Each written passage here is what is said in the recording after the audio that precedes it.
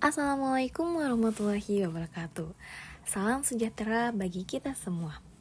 Kami dari kelompok glaukoma dari kelas FM22E dengan mata kuliah Teori Farmakoterapi Infeksi Mata Pernapasan Tulang dan Sendi yang beranggotakan Adawati dan saya Wiwin Srintan.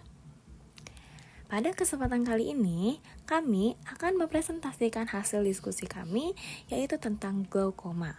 Nah, untuk mengefisiensikan waktu, pada pembahasan pertama akan dijelaskan oleh Wati.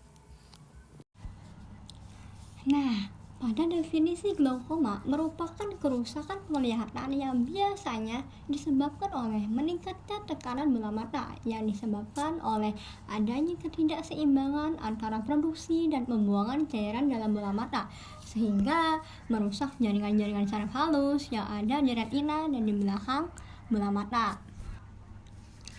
Adapun klasifikasi dari glaukoma itu sendiri yaitu terbagi menjadi 3. Pertama, glaukoma primer. Bentuk glaukoma ini dikenal juga sebagai glaukoma kronis yang disebabkan oleh tekanan berlebih di dalam mata. Yang dikenal juga sebagai tekanan intraokular. Peningkatan ini biasanya disebabkan oleh drainase yang merupakan cairan yang tidak tepat di dalam mata. Akibatnya apa? Pertama, tekanan meningkat. Kedua, dapat merusak saraf optik karena tidak ada gejala yang dialami oleh pasien itu sendiri. Mungkin kebanyakan dari mereka tidak menyadari bahwasanya mereka sedang mengalami kerusakan pada bola mata. Yang kedua yaitu glaukoma sekunder, merupakan manifestasi dari penyakit lain, dapat berupa peradangan, trauma bola mata, dan paling sering disebabkan oleh uveitis, yaitu peradangan lapisan tengah bola mata. Yang terakhir, glaukoma kongenital, yang merupakan kelainan pada bayi yang biasanya diturunkan dari keluarga. Pada saat lahir terdapat kelainan perkembangan mata dengan pembesaran bola mata. Bola mata akan nampak lebih besar.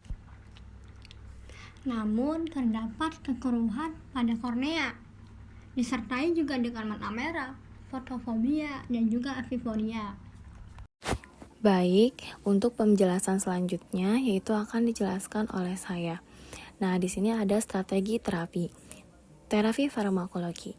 Pada pengobatan terhadap glaukoma dengan cara medikamentosa, yang pertama yaitu ada penekanan pembentukan humor aqueous.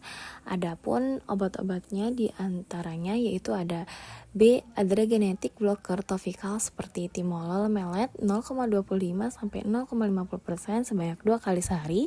Terus juga ada betakolol 0,25% dan 0,5%. Terus juga ada levobunolol 0,25% dan 0,5%. Terus juga ada metipranolol 0,3% dan carteolol 1%. Terus juga ada afraklonidin. Nah, terus juga di sini ada inhibitor karbonik anhidrase seperti acetazolamid atau Diamox yang oral 250 mg sebanyak 2 hari sehari. Terus ada dikloromfenamid sama ada metazolamid. Nah, obat-obat ini digunakan untuk penekanan pembentukan humor aqueous. Sedangkan untuk meningkatkan aliran keluar humor aqueous ini yaitu seperti ada prostaglandin analog, golongan parasimpatomimetik, contohnya yaitu ada filokarvin tetes mata 1-4% digunakan sebanyak 4-6 kali sehari. Terus ada carbachol dengan golongan epinervin dan golongan epinervin. Nah, obat-obatan tadi ini digunakan untuk meningkatkan aliran keluar humor aqueous. Terus juga ada penurunan volume corpus pteros. Dan yang keempat itu ada obat-obat miotik atau midriaticum atau cyclophagic dan obat-obat anti glaukoma.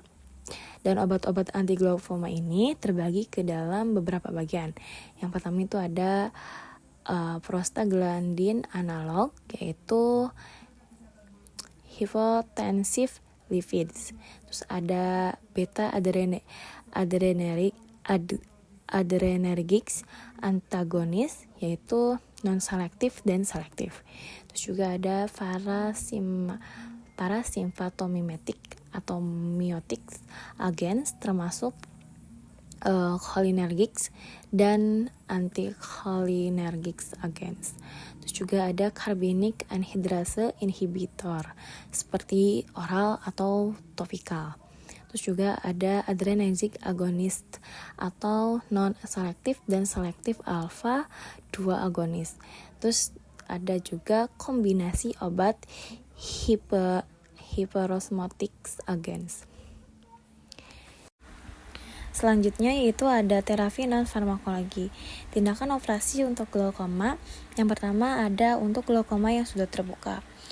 Bisa dengan laser trabekuloplasty, bisa juga trabekulolektomi, bisa juga dengan full teknis serektomi, dan kombinasi bedah katarak dan filtrasi. Nah, keempat cara tadi ini bisa digunakan untuk terapi non-farmakologi untuk glaukoma yang sudah terbuka. Yang kedua, yaitu untuk glaukoma yang sudah tertutup.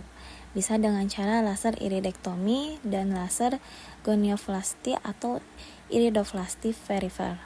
Dua cara tadi ini bisa digunakan untuk terapi non-farmakologi untuk glaukoma yang sudutnya tertutup. Yang ketiga itu ada prosedur lain untuk menurunkan tekanan intraokuli. Nah, bisa dengan pemasangan SAN, ablasi badan siliar, dan siklodialisis, dan juga bisa piskokanalostomi.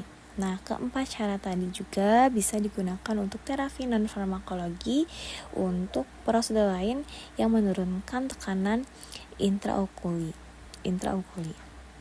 Yang terakhir yaitu ada untuk penanganan glaukoma kongenital. Bisa dengan goniotomi dan trabekulotomi. Kedua cara ini bisa digunakan untuk terapi non-farmakologi untuk glaukoma kongenital. Adapun kesimpulan pada presentasi kali ini yaitu glaukoma berasal dari kata Yunani atau glaukos yang berarti hijau kebiruan yang memberikan kesan warna tersebut pada pupil penderita glaukoma. Glaukoma adalah suatu keadaan tekanan intraokuler atau tekanan dalam bola mata relatif cukup besar untuk menyebabkan kerusakan papil saraf optik dan menyebabkan kelainan lapang pandang. Nah, menurut American of Ophthalmology, glaukoma dibagi atas glaukoma sudut terbuka primer, glaukoma sudut tertutup, glaukoma sekunder, dan glaukoma kongenital. Glaukoma lebih sering terjadi pada umur di atas kisaran 40 tahunan. Beberapa faktor resiko lainnya untuk terjadi glaukoma yaitu seperti faktor genetik, riwayat glaukoma dalam keluarga, penyakit hipertensi, penyakit diabetes, dan penyakit sistemik lainnya.